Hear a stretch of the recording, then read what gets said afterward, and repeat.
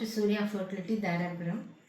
இன்றைக்கி நம்ம என்ன பார்க்க போகிறோம் அப்படின்னா, ஒரு கப்பிள் அவங்க கல்யாணம் ஆகி சில வருஷம் ஆகுது.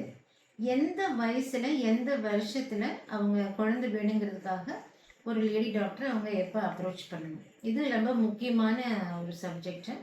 நிறைய பேருக்கு எப்போ அப்ரோச் பண்ணணுங்கிற ஒரு நாலேஜ் கொஞ்சம் குறைவாக தான் இருக்குது.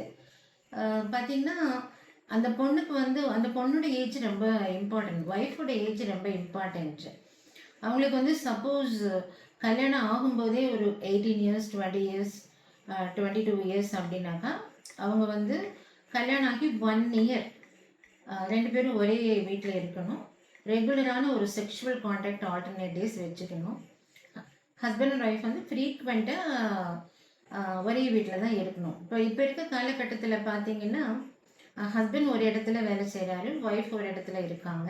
2 பேரும் வீக்கெண்ட்ஸில் மட்டும்தான் மீட் பண்ணுறாங்க. அந்த மாதிரி இருக்கும்போது கண்டிப்பாக அவங்களுக்கு பேபி ஃபார்ம் ஆகிறது லேட் ஆகும்.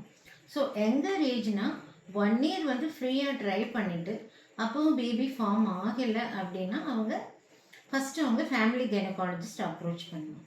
சப்போஸ் கல்யாணம் ஆகும்போதே அந்த பெண்ணுக்கு 30+ ஆகிருக்கு அப்படின்னா கண்டிப்பாக 6 மந்த்ஸ் ஃப்ரீயாக ட்ரை பண்ணிவிட்டு ஒரு ஃபேமிலி கைனகாலஜிஸ்ட் போகிறதுக்கு பதிலாக ஒரு ஃபர்டிலிட்டி சென்டரில் இருக்கக்கூடிய ஒரு கைனகாலஜிஸ்ட் அப்ரோச் பண்ணும்போது அவங்களுடைய ப்ராப்ளம் என்னங்கிறது ரொம்ப ஈஸியாக கண்டுபிடிச்சி சக்ஸஸ் அவங்களுக்கு சீக்கிரம் கொடுத்துடலாம்.